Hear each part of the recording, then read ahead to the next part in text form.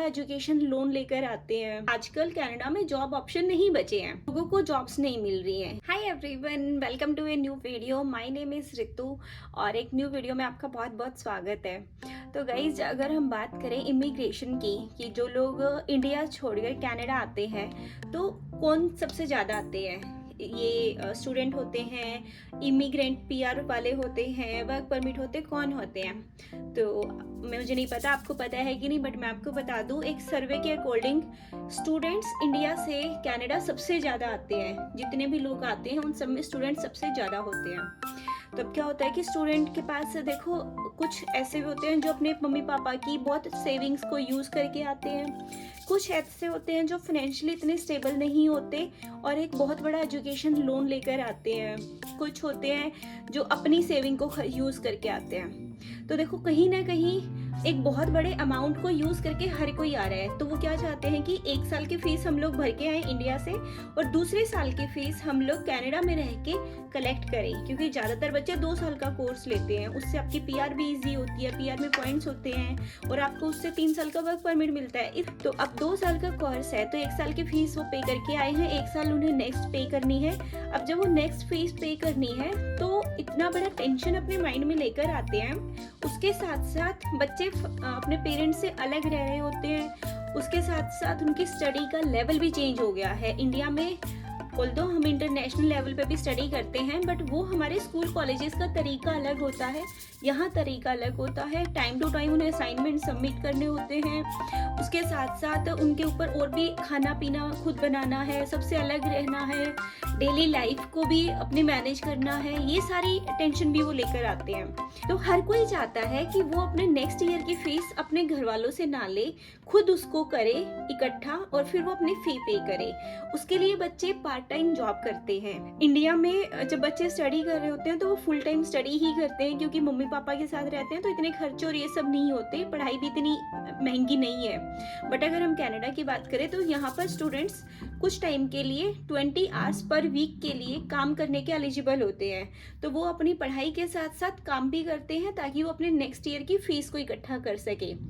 अब जब ये पार्ट टाइम काम करने की बात आती है तो अभी क्या है कि रिसेंटली हम कोविड से आए हैं बाहर, तो कोविड के बाद हर जगह इन्फ्लेशन रेट इतना बढ़ गया है, लोगों को जॉब्स नहीं मिल रही हैं। पार्ट टाइम की भी बात करें, फुल टाइम की भी बात करें तो आजकल कनाडा में जॉब ऑप्शन नहीं बचे हैं। तो मेरा ये वीडियो बनाने का मोटिव यही है, मैं यही सारे टॉपिक डिस्कस करना चाहती हूँ कि कैसे स्टूडेंट्स पार्ट टाइम जॉब ले सकते हैं। ऑल्दो पहले के कंपेयर में जॉब मिलना टफ हो गया है, बट ऐसा नहीं है। मेरी बहुत सारे स्टूडेंट्स से यहाँ पे बात भी होती है कि अगर आप नियत लगाकर और पूरे अच्छे से मेहनत करके पार्ट टाइम जॉब ढूंढते हैं तो आपको मिल जाती है। इस वीडियो में हम वही बात करेंगे कि स्टूडेंट्स, इंटरनेशनल स्टूडेंट्स कनाडा में कैसे अपनी पार्ट टाइम जॉब को ढूंढ सकते हैं और क्या तरीके हो सकते हैं जो वो इंडिया से अपने साथ ला सकते हैं, क्या चीज़ें हो सकती हैं जो उनको यहाँ पार्ट टाइम जॉब ढूंढने में हेल्प करेगी। तो चलिए वीडियो स्टार्ट करते हैं। तो हम इस वीडियो को एक जर्नी की तरह स्टार्ट करेंगे। जब वो आप इंडिया से आ रहे होते हो तब क्या प्रिपरेशन आपको करनी है, जब आप न्यूली यहाँ पहुँच जाते हो तब आपको क्या प्रिपरेशन करनी है, और अगर बिल्कुल ही जॉब नहीं मिल रही है, कुछ टाइम आए हुए हो गया है, तब आप क्या कर सकते हो। ठीक है, तो सबसे पहले क्या होता है कि कुछ ऐसी स्किल्स जो आप इंडिया से सीख कर आ सकते हो अपने साथ, जो कि आपको यहाँ पर बहुत यूजफुल होंगी।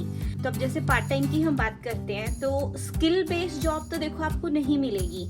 अगर फॉर एग्जांपल आप इंडिया में आईटी में जॉब कर रहे थे और आप यहाँ अपनी पीआर आपका नहीं हो पा रहा है, तो आप इसलिए स्टूडेंट वीज़ा के थ्रू आ रहे हैं और अब आप चाहते हैं कि आपको पार्ट टाइम आईटी में जॉब मिल जाए, तो ये आपको बहुत मुश्किल होगा। सुनने में आपको, मुझे पता है, थोड़ा सा हार्ड लग रहा है, बट सच यही है कि मिलना बहुत मुश्किल है skill based job part time में।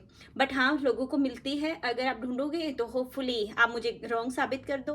तो सबसे पहले मैं उन स्टूडेंट्स की बात करती हूँ जो बिल्कुल 12th करके आ रहे हैं, उन्हें कोई एक्सपीरियंस नहीं है। तो सबसे पहला ऑप्शन हर स्टूडेंट के लिए होता है रेस्टोरेंट्स। अब रेस्टोरेंट में आपको क्या जॉब मिलेगी? अब आपको देखो 12th किया है आपने, अकाउंटिंग आपको आती नहीं है, तो आपको कोई क्लर्क वाली जॉब तो मिलेगी नहीं, आपको कटिंग एंड चॉपिंग की जॉब मिलेगी।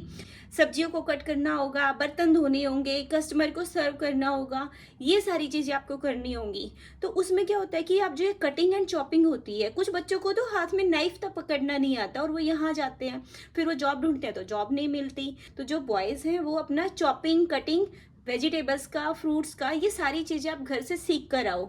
थोड़ा बहुत खाना खुद के लिए, मैं बता रही हूँ, खुद के लिए आप सीख कर आओ, ताकि जब आप आके यहाँ थोड़ा थोड़ा अर्न करोगे और उसी इनकम को जब आप अपने खाने पर बाहर से लाके खाने पर खर्च कर दोगे तो कुछ नहीं बचेगा। तो बेटर है आप थोड़ा कटिंग बाहर के लिए भी सीखोगे और अपने खुद के लिए भी खाना बनाना सीखोगे, तो ताकि जो आप अर्निंग कर रहे हो आप उसको सेव कर पाओगे। और सेम ऐसे ही जैसे गर्ल्स होती है, गर्ल्स के लिए मैं आपको बताती हूँ, यहाँ पर ब्यूटी पार्लर सर्विसेज बहुत महंगी होती हैं। तो ये ऐसा है जो आप स्किल इंडिया से सीख कर आ सकते हो। अब जैसे आपने 12th किया है फॉर एग्जांपल और आपको कोई और काम नहीं आता है, तो आप अपने वहाँ से वैक्सिंग, थ्रेडिंग, ये सारे काम सीख कर आओ। और यहाँ पर एक वैक्सिंग और थ्रेडिंग के लिए $25 मिल जाते हैं आराम से, और ये सिर्फ आधे घंटे का काम होता है। तो आप ये चीज़ें भी कर सकते हो। तो इसी के साथ हमारा सेकंड टॉपिक सबसे ज़रूरी रहता है रिज्यूमे के प्रिंट आउट्स। अब आप कुछ अपनी जीआईसी लेकर यहाँ आए हो और यहाँ पर प्रिंट आउट के लिए एक पेज के लिए आपको $1 भी देना पड़ता है, जबकि इंडिया में हमारे ₹5 में हो जाता है।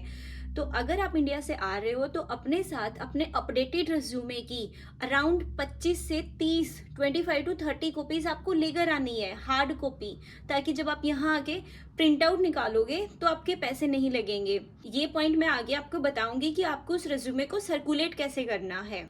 तो इस रिज्यूमे के लिए आपको चाहिए होगा कैनेडियन नंबर, जो कि आप इंडिया में बैठे भी ले सकते हैं। आजकल बहुत सारी वेबसाइट्स हैं जो आपको इंडिया में बैठे कनाडा का नंबर सर्व करके देंगी। ई नंबर होगा जिसको बाद में आप यहाँ के कन्वर्ट करा सकते हो। सेम ऐसे ही आप अपने लिए एक रूम भी ढूंढोगे, एक्सपेक्टेड रूम, कि यहाँ पर जाके मैं स्टे करूँगा, या कॉलेज वाले मुझे कुछ डेज के लिए रहने के लिए आपको दे रहे हैं, तो आप उस एड्रेस को भी अपने रेज्यूमे में मेंशन कर सकते हो। इसके बाद नेक्स्ट फेज आता है जब आप कनाडा में आ चुके हो, आपको घर मिल गया है, आपने रहना स्टार्ट किया है, तो आप ट्राई करो रेफरेंसेस का। यहाँ पर कनाडा में रेफरेंस सबसे ज़्यादा काम करते हैं। आप जिस घर में रह रहे हो उस ऑनर से बात करो, उनके नेबर से बात करो, अपना थोड़ा घर से बाहर निकलो, नेबर से आप मिलोगे। ऑल्दो यहाँ पर गली में बहुत कम दिखाई देते हैं, बट जिस ऑनर से आप मिल रहे हो उसके थ्रू आप बात कर सकते हो। जो सामान लेने आप अपने पास ग्रोसरी स्टोर या कहीं पर जा रहे हो, वहाँ आप लोगों से बात कर सकते हो, वहाँ के ऑनर से बात कर सकते हो।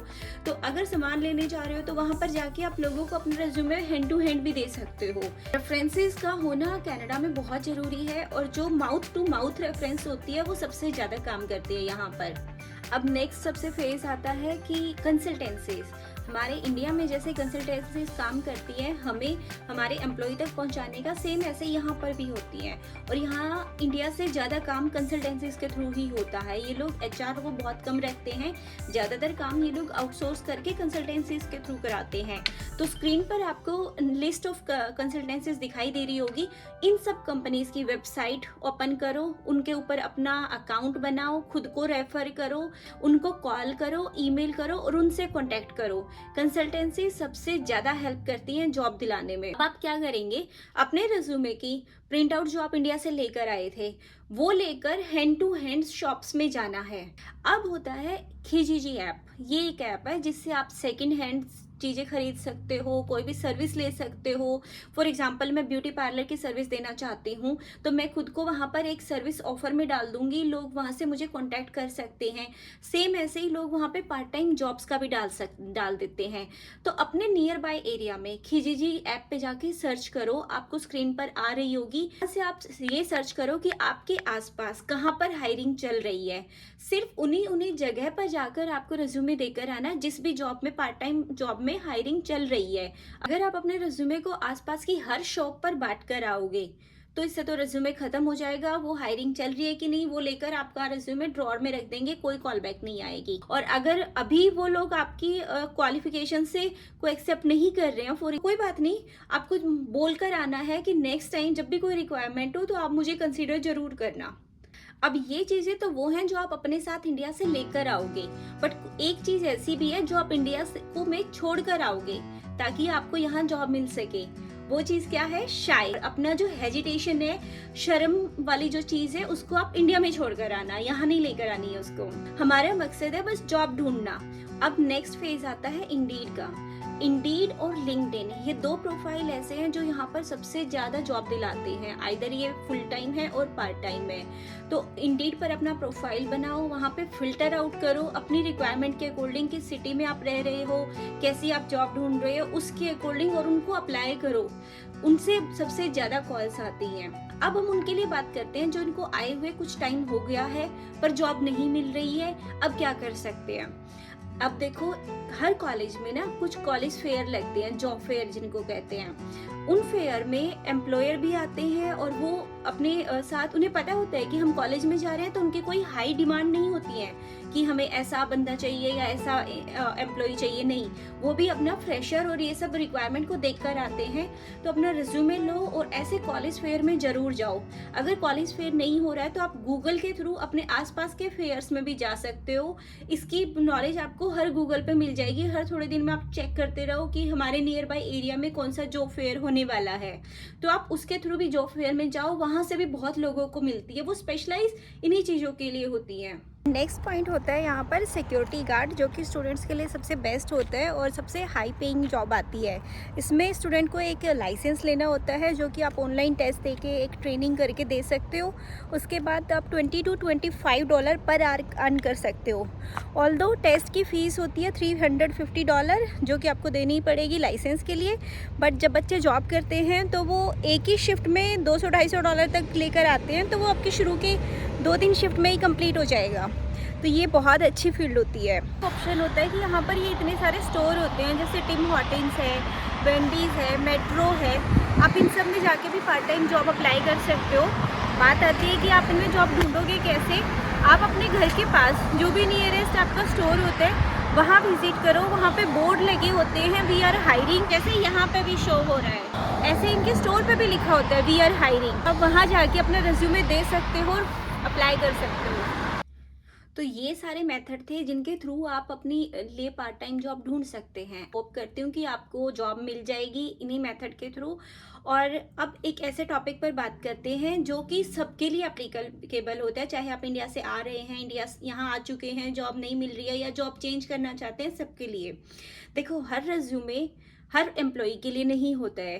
तो अगर आपने अपना एक रेज्यूमे बनाया है इंडीड पर, सॉफ्ट कॉपी या लिंक्डइन पर, जहाँ भी बनाया है, ऐसा नहीं है कि वही एक रेज्यूमे आप हर जॉब में अप्लाई कर सकते हो, नहीं। अब फॉर एग्जांपल एक 12th का बच्चा है जिसको थोड़ा कटिंग चॉपिंग आता है, वो रेस्टोरेंट की जॉब के लिए अप्लाई कर रहा है। सेम वहीं पर एक नेक्स्ट जॉब आती है कि वो पैकिंग की है।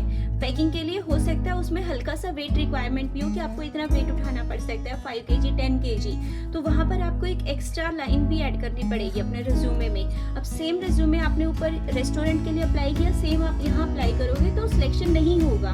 तो जब भी आप जॉब चेंज करके अप्लाई कर रहे हो, अपने रिज्यूमे में चेंज करो। सेम ऐसे ही हार्ड कॉपी जब आप इंटरव्यू देने जा रहे हो या फिर आप फेयर अटेंड करने जा रहे हो, तो एक रिज्यूमे ही नहीं होता है। वहाँ पर थोड़ा सा पढ़कर जाओ कि कौन कौन सी कंपनीज वहाँ पर आने वाली हैं और वो कैसी कैसी रिक्वायरमेंट उनको चाहिए होती है। जैसे बेल है, रोजर्स है, ऐसी कंपनीज अगर आ रही हैं तो आप ट्राई करो कि आपको थोड़ा सा सेल्स की नॉलेज हो, मार्केटिंग की नॉलेज हो। आप अपने रिज्यूमे में ये चीज़ें ऐड करो, उससे आपके रिज्यूमे अच्छे से हाईलाइट होगा बाकी बच्चों के कंपेयर में। तो आई होप इन सारे मेथड से आपको थोड़ा सा आइडिया मिला होगा कि अगर आप इंडिया से आ रहे हैं तो कैसे प्रिपरेशन कर सकते हैं और कैसे यहाँ आकर ट्राई कर सकते हैं और आपको थोड़ी सी हेल्प मिले।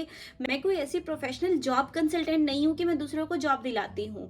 तो प्लीज़ मैंने बस ये दूसरों की हेल्प करने के लिए वीडियो बनाई है, अपने एक्सपीरियंस के बेस पर और अपनी नॉलेज और रिसर्च के बेस पर। तो मेरी इस गाइडेंस के थ्रू अगर आपको जॉब मिलती है, ये हेल्प मिलती है, तो आप मुझे थैंक यू जरूर करना कमेंट बॉक्स में। अब हम मिलेंगे बहुत जल्दी एक नेक्स्ट वीडियो में, तब तक के लिए बाय बाय।